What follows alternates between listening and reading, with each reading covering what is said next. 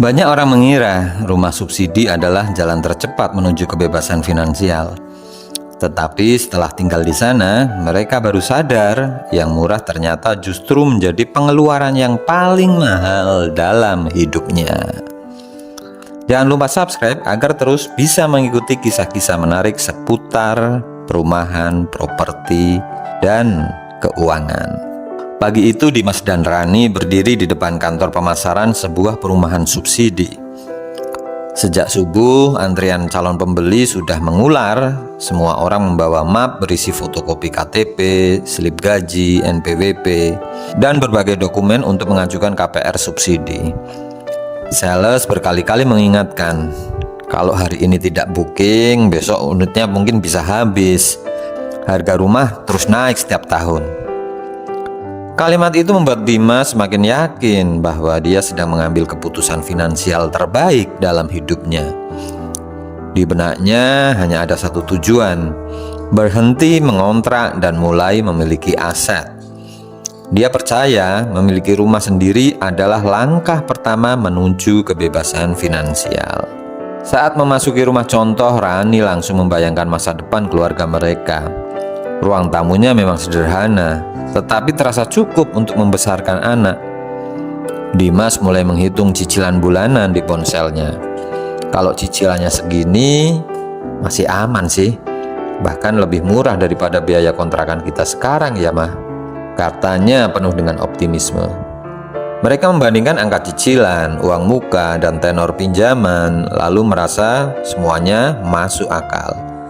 Namun tanpa disadari, mereka hanya menghitung angsuran KPR, bukan total cost of home ownership atau seluruh biaya yang akan muncul selama memiliki rumah. Mereka lupa bahwa keputusan membeli properti bukan hanya soal mampu membayar cicilan, tetapi juga mampu mempertahankan kualitas hidup setelah menempatinya. Sales kemudian melanjutkan presentasi dengan sangat meyakinkan. Dia menjelaskan tentang bunga yang ringan, subsidi pemerintah, proses akad yang mudah, hingga peluang kenaikan harga properti di masa depan. Properti itu tidak pernah rugi, Pak. Semakin cepat beli, semakin cepat untung, ucapnya sambil menunjukkan grafik perkembangan kawasan. Dimas semakin percaya bahwa rumah ini bukan sekedar tempat tinggal, tetapi juga investasi yang akan terus menghasilkan capital gain. Tanpa banyak bertanya mengenai akses menuju pusat kota, biaya transportasi harian, fasilitas kesehatan, sekolah, atau potensi biaya renovasi, mereka langsung menandatangani formulir pemesanan. Keputusan itu terasa begitu mudah, seolah semua resiko sudah hilang hanya karena harga rumah terlihat murah. Beberapa minggu kemudian proses akad KPR akhirnya selesai. Ketika menerima kunci rumah, Dimas memeluk Rani dengan mata berkaca-kaca. Mah, mulai hari ini kita tidak lagi membayar kontrakan ya. Setiap cicilan yang kita bayar akan menjadi milik kita sendiri, mah, katanya bangga. Orang tua, saudara, hingga teman-teman turut memberikan ucapan selamat. Di media sosial, foto penyerahan kunci rumah mereka dibanjiri komentar positif. Semua orang memuji keberanian mereka membeli rumah di usia muda. Tidak ada yang bertanya apakah lokasi rumah strategis. Tidak ada yang menghitung berapa biaya hidup yang akan muncul setelah mereka pindah. Atau tidak ada yang merinci berapa biaya renovasi untuk rumah itu agar bisa lebih layak ditempati. Yang dilihat semua orang hanyalah satu hal, mereka berhasil memiliki rumah sendiri. Hari pertama tinggal di rumah baru terasa begitu membahagiakan. Udara masih segar, suasana tenang, dan lingkungan terlihat nyaman. Malam itu Dimas duduk di teras sambil membayangkan masa depan yang cerah. Dia yakin telah mengambil keputusan investasi terbaik bagi keluarganya. Namun ada satu hal yang belum ia sadari. Dalam dunia finansial, harga beli hanyalah permulaan. Keuntungan sebuah properti tidak ditentukan oleh murahnya harga, melainkan oleh efisiensi biaya hidup, akses yang strategis, potensi kenaikan nilai aset, dan kemampuan rumah tersebut menjaga arus kas keluarga. Sayangnya, pelajaran itu baru akan mereka pahami setelah uang mulai keluar dari arah yang sama sekali tidak mereka pikirkan. Esok paginya Dimas berangkat kerja lagi. Dia tersenyum saat menyalakan motor, merasa semua perjuangan akhirnya terbayar. Namun sekitar 2 jam kemudian, senyum itu perlahan memudar.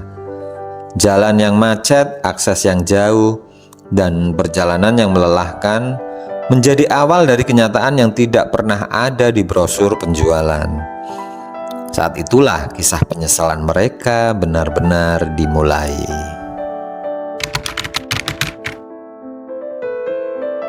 Seminggu pertama Dimas masih merasa semuanya baik-baik saja.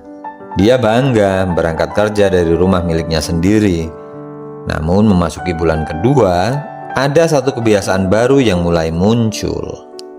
Setiap malam setelah makan malam bersama keluarga, dia membuka aplikasi mobile banking, mengecek saldo rekening, lalu mencatat seluruh pengeluaran di ponselnya. Anehnya, meski penghasilan tidak berubah, sisa uang di akhir bulan justru jauh lebih sedikit dibanding saat mereka masih mengontrak. "Mah, rasanya kok ada yang aneh ya? Cicilan rumah memang sesuai simulasi, tapi uang kita kok lebih cepat habis," tanya Dimas sambil menunjukkan catatan keuangannya. Rani ikut memperhatikan. Awalnya mereka mengira hanya salah hitung, tetapi semakin teliti diperiksa, semakin banyak pengeluaran yang sebelumnya tidak pernah mereka bayangkan. Biaya pertama datang dari transportasi. Rumah yang mereka pilih memang murah, tetapi jaraknya hampir 2 kali lebih jauh dari kantor Dimas. Pengeluaran bensin melonjak drastis. Belum lagi motor yang kini lebih sering masuk bengkel karena setiap hari harus menempuh perjalanan puluhan kilometer. Oli otomatis lebih cepat diganti, ban lebih cepat aus, dan servis berkala menjadi jauh lebih sering. Dimas mulai menghitung semuanya.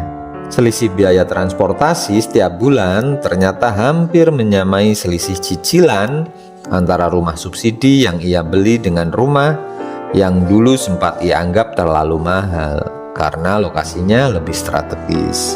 Saat itulah ia mulai sadar, murah di harga beli belum tentu murah dalam biaya kepemilikan. Belum selesai sampai di situ, Rani mulai mencatat kebutuhan lain yang terus bermunculan. Internet rumah wajib dipasang karena sinyal seluler tidak stabil. Air bersih kadang harus membeli dari tangki saat musim kemarau. Iuran keamanan, kebersihan, perawatan lingkungan, hingga biaya mengantar anak ke sekolah perlahan berubah menjadi pengeluaran rutin yang lebih besar. Bahkan untuk sekedar membeli obat, susu anak, atau kebutuhan mendadak, atau kebutuhan dapur lainnya, mereka harus menempuh perjalanan yang cukup jauh. Semua biaya kecil itu terlihat sepele jika berdiri sendiri, namun ketika dijumlahkan dalam 1 bulan, angkanya membuat Dimas terdiam cukup lama. Dia baru memahami satu konsep penting dalam dunia finansial. Pengeluaran kecil yang berulang seringkali lebih berbahaya daripada satu pengeluaran besar yang terjadi sekali. Malam itu Dimas membuat sebuah tabel sederhana. Di kolom pertama dia menulis cicilan KPR.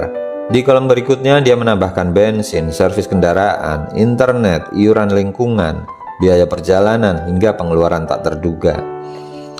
Totalnya jauh melampaui angka cicilan yang selama ini menjadi fokus utama mereka. Dia menghela nafas panjang. Seharusnya dulu aku bukan hanya minta simulasi cicilan ya. Aku harus membuat simulasi biaya hidup setelah membeli rumah. Sejak malam itu Dimas mulai belajar tentang cash flow keluarga, anggaran bulanan, dan pentingnya dana darurat. Dia menyadari bahwa keputusan properti yang sehat bukan hanya soal lolos KPR, tetapi juga menjaga arus kas keluarga tetap positif setiap bulan. Banyak keluarga mengalami hal yang sama, tetapi tidak pernah benar-benar menghitungnya.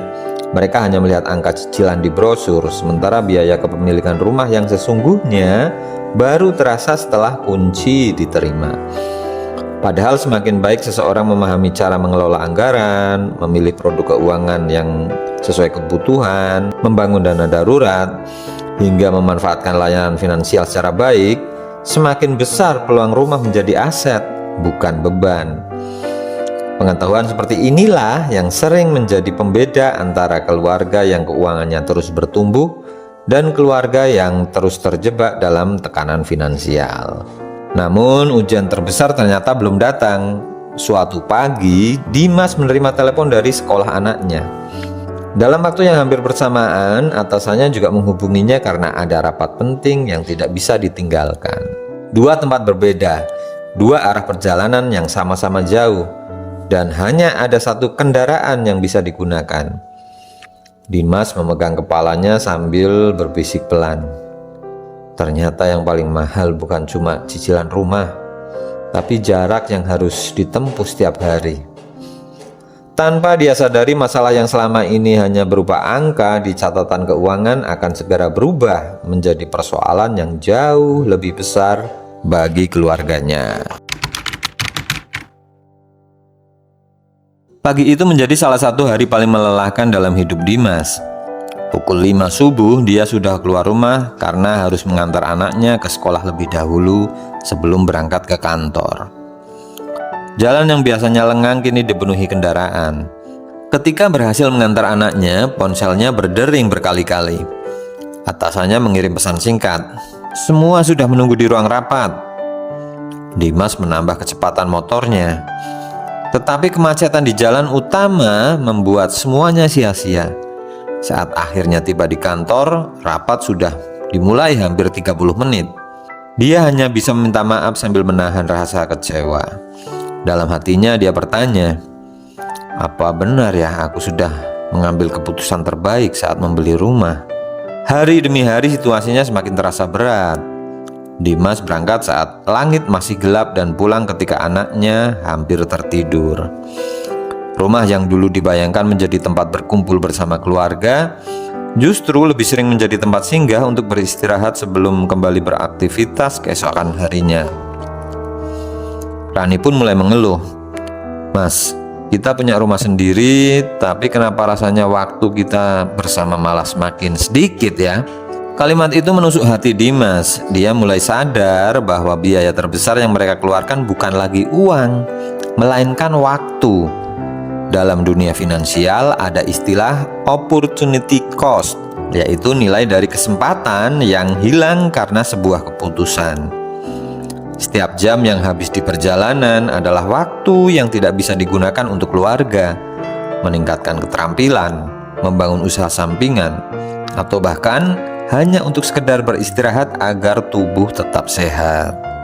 Suatu malam Dimas mencoba menghitung sesuatu yang belum pernah dia hitung sebelumnya. Dia mengakumulasi waktu perjalanan pergi dan pulang selama 1 tahun. Hasilnya membuat dia terkejut. Jika dijumlahkan, dia menghasilkan ratusan jam hanya untuk berada di jalan. Waktu sebanyak itu setara dengan puluhan hari yang hilang dari hidupnya. Dia membayangkan andaikan waktu tersebut digunakan untuk belajar investasi, mengambil sertifikasi profesi, membangun bisnis kecil, atau mengembangkan penghasilan tambahan, mungkin kondisi keuangan keluarganya akan jauh berbeda. Saat itulah dia memahami bahwa keputusan properti bukan hanya mempengaruhi cicilan bulanan, tetapi juga mempengaruhi produktivitas, potensi pendapatan, dan masa depan finansial keluarga tentunya. Sejak saat itu, Dimas mulai mencatat semua arus kas keluarganya dengan lebih disiplin. Dia memisahkan pengeluaran tetap, pengeluaran variabel, serta biaya yang sebelumnya tidak pernah diperhitungkan. Dia juga mulai membaca tentang pengelolaan keuangan keluarga, dana darurat, proteksi finansial, hingga strategi meningkatkan aset. Dimas berkata kepada Rani, "Andai dari awal aku belajar semua ini ya sebelum beli rumah, mungkin kita tidak akan seberat ini sekarang, Mah." Banyak orang menganggap literasi keuangan hanya penting bagi investor atau pebisnis. Padahal, keputusan sederhana seperti memilih lokasi rumah bisa menentukan kesehatan arus kas keluarga selama puluhan tahun. Tidak heran jika topik tentang perencanaan keuangan, KPR, asuransi, investasi, dan pengelolaan aset menjadi perhatian banyak keluarga yang ingin membangun masa depan finansial yang lebih kuat. Namun kenyataan kembali menguji mereka. Memasuki musim hujan, langit mulai gelap sejak sore. Hujan deras turun tanpa henti selama beberapa jam. Rani yang sedang berada di rumah mengirim foto melalui ponsel. Air mulai menggenang di halaman. Lalu perlahan masuk ke teras. Dimas yang masih terjebak macet hanya bisa melihat layar ponselnya dengan jantung berdegup kencang. Beberapa menit kemudian, sebuah pesan masuk lagi dari Rani. Isinya sangat singkat, tetapi membuat tangan Dimas langsung gemetar. "Mas, ini airnya sudah masuk ke dalam rumah." Apa yang terjadi malam itu akan menguras tabungan yang mereka kumpulkan bertahun-tahun dan menjadi penyesalan terbesar sejak membeli rumah subsidi tersebut. Jangan lupa untuk subscribe agar bisa terus melanjutkan kisah ini di episode berikutnya.